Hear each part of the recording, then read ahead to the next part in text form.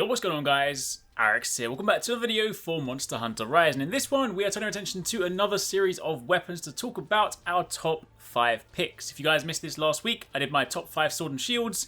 This is a combination of weapons that are both really good from a damage point of view, status, element, but also just sheer cool factor, because don't forget, Monster Hunter is about more than just damage. Sometimes you just gotta look cool. So in this video I thought I would share my and the team's personal top 5 picks for the best bows. So if you guys do enjoy this, a like would be super appreciated.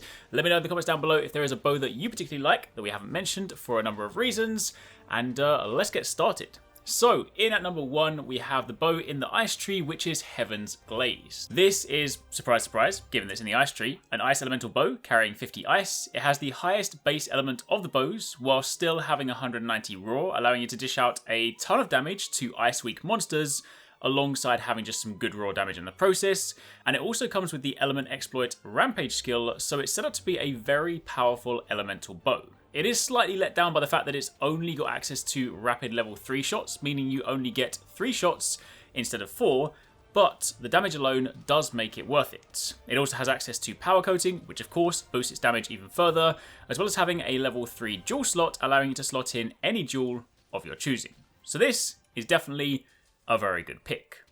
Next up on the list, in at number 2, we have a bow for the thunder users out there. We have the Flying Kadachi Striker, of course from the Kadachi Tree. This is a very well statted bow. It has, again, 190 raw damage and 23 thunder elements. It has only rapid shots, which does help with consistency in your damage compared to some of the other elemental bows, which of course will jump between different types of shots. So of course, as you're working through your charge levels, things will differ. So this one, all rapid across the board, kind of handy. On top of that, it also has 15% affinity, which of course stacks nicely with staple skills such as weakness exploit.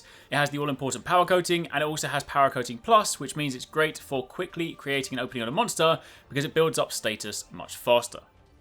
Next up, in number 3, we have the Prominence Bow, which is the Rathalos Tree. This is a spread fire bow with a good balance between both raw and element damage. It has 200 raw and 21 fire element, so some pretty nice stats there. Its higher charge shots are only spread level 3, but this does mean that it still shoots the maximum of 5 arrows, meaning it isn't too much of a detriment. It has a level 1 slot, which also allows you to at least slot in a fire element jewel, obviously if you're leaning into the fire side of the weapon, and it has access to a decent array of coatings, including power.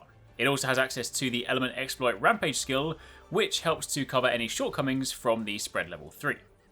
Moving on from there, we then have the Flaming Rage Bow in the Androgynous Tree. Yes, this does technically carry fire, only a little bit, so this isn't really considered a fire bow per se. This is a powerful raw bow with a smidgen of fire element, with only 9.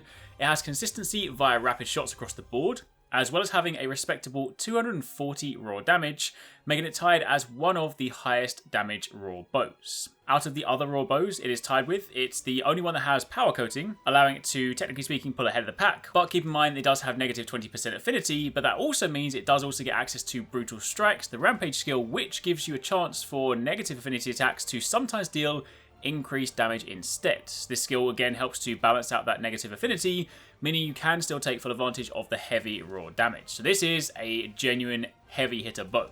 It also has a level 2 and a level 1 slot, the level 2 being quite useful for squeezing in, say, bow staples such as Constitution and Stamina Surge, and the level 1 for whatever else you want to slot in there. And of course, to finally round out, we have to mention the Night Flight, the Naga Cougar Tree.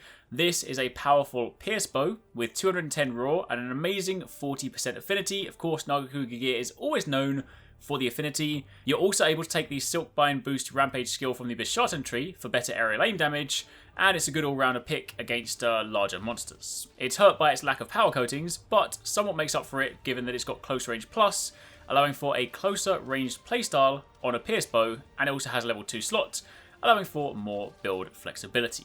So, there you have it. That's a little rundown on our top 5 bows, but I do want to give an honourable mention to the Rampage bow. This is a fully customizable bow. I put it more in the honorable mentions because, of course, it's going to be different depending on how you customize it. So the ones we've listed are just pre-made. That being said, the Rampage bow is fully customizable and somewhat unique compared to the others because of just how much it can be customized. It can be loaded with the shot type of your choice, as well as a choice between extra raw, innate element, or blast. It makes elemental bow less daunting, as it's easy to fill any gaps that you might have in your arsenal without being too far behind some of the standalone bows. For example, the Almudron bow, which in itself is unique for its maximum charge level, is a spread-only bow. But if you prefer rapid or pierce, then the Rampage bow is a great alternative that will perform about as well. So definitely a good pick, don't sleep on this one, mess around with it, but those are our personal picks for the top 5 bows. Again, let me know what you guys think in the comments down below, and of course keep it locked for plenty more.